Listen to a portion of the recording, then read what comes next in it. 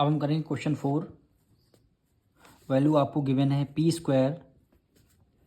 Plus 6p plus 8।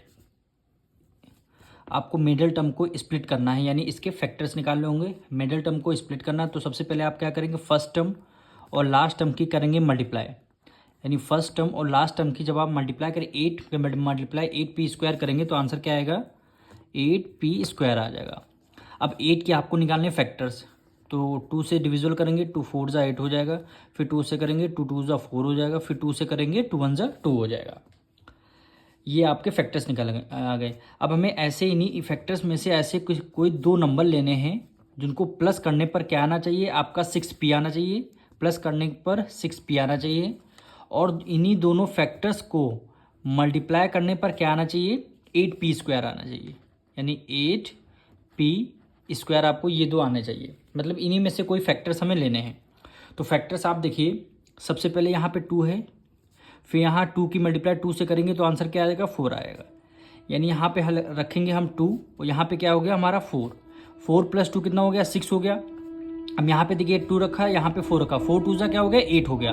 तो हमें factors हमारे कौन से होंगे, 2 और 4 हो गए। अब देखिए फर्स्ट टर्म को हम as it is write down कर देंगे। मिडल टर्म को हमें क्या करना रहता है, स्प्लिट करना रहता है। यानी प्लस यहाँ पे 2 है ना, तो हमने लिख लिया 2 और अब हमारा p² है, यानी यहाँ भी p होगा और यहाँ भी हमारा p होगा, यहाँ भी p होगा, यहाँ भी p होगा। क्यों, 2p plus 4p equal to 6p आता है। और 2p की मल्टीप्लाई 4p से करेंगे, p मल्टीप्लाई p का स्क्वायर, यानी हमारे पास यहाँ पे 2p आएगा प्लस 4p और प्लस हमने last term as it is 8 write down कर लिया। अब देखिए, अब हम रिवर्स जाते हैं, यानी 2p प्लस 4p कितना है, 4 प्लस 2 6p आता है। और 4 2 जा क्या होता है, 8 मल्टीप्लाई p की मल्टीप्लाई p से करेंगे p, यानी रिवर्स करने पर वैल्यू हमारी यही मिल रही।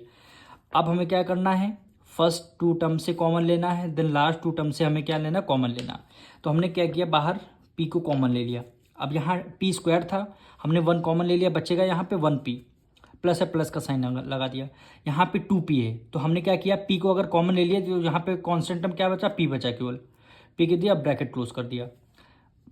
अब यहाँ पे p प्लस 2, अब यहाँ भी हमें कुछ कॉमन लेना पड़ेगा। यहाँ 4 है, यहाँ पे 8 है, दोनों नंबर किस नंबर के मल्टीपल हैं, 4 के हैं। तो हमने क्या किया, प्लस 4 को हमने ले लिया कॉमन। 4p में से अगर 4 को हमने कॉमन ले लिया, बचा गया यहाँ पे p, तो हमने p को as it is write down कर लिया, प्लस है प्लस का साइन लगा दिया।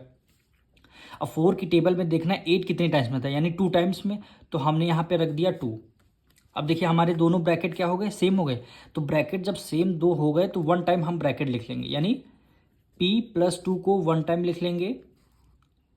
फिर सेकंड ब्रैकेट में वो वैल्यू लिखनी है जो ब्रैकेट से बाहर हैं। ब्रैकेट से बाहर क्या हमारा p है और प्लस 4 बाहर है, तो हमने यहाँ पे लिख लिया p प्लस 4। यही हमारे फैक्टर्स हो गए जो जाएंगे। अब मिलेंगे नेक्स्ट वीडियो में।